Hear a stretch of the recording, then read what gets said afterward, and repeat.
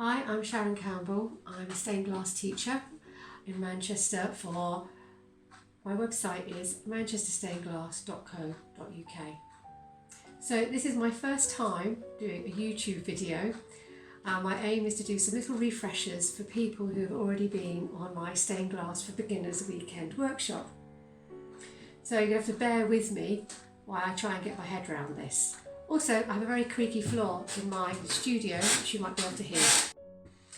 Right, so before we get started with cutting some glass, health and safety is really important. You have to imagine that your glass is sharp all the way around.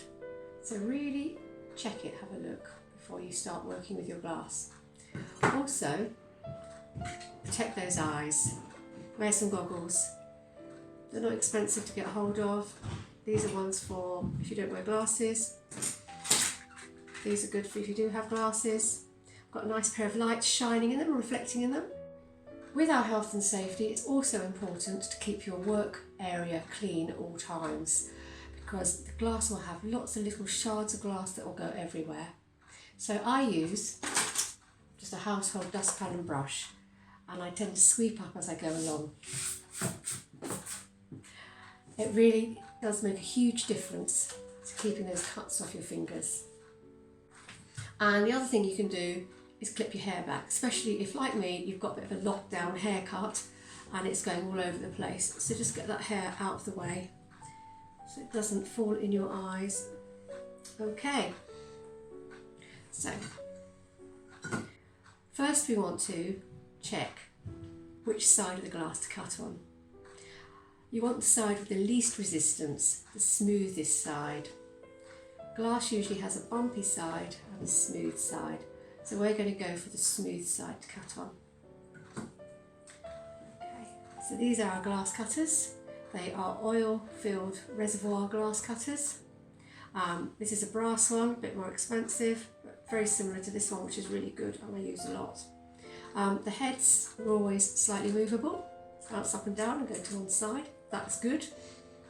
And they both have the wheel right at the top.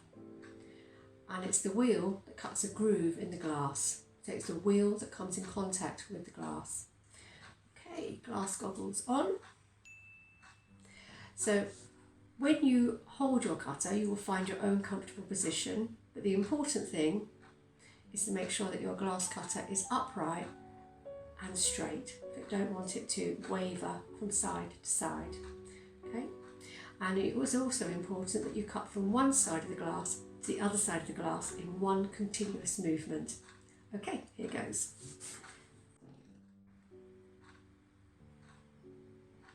And you may hear a little noise, which is good. Okay, so there is my, hopefully you might be able to see with the camera or not, I don't know, the groove in the glass.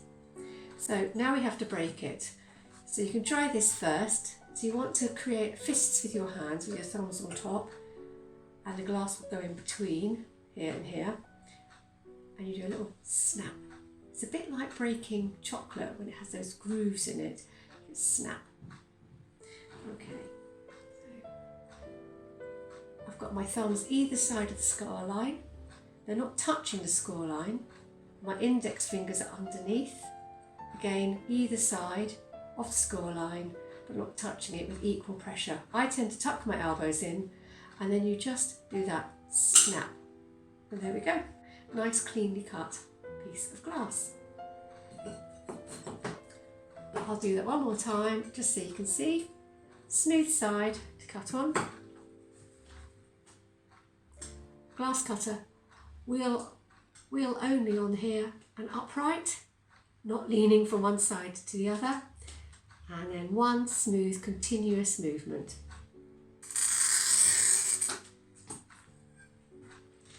Thumbs either side of the score line, index fingers underneath, up to but not touching the score line, and snap. It's as easy as that. Okay, thank you.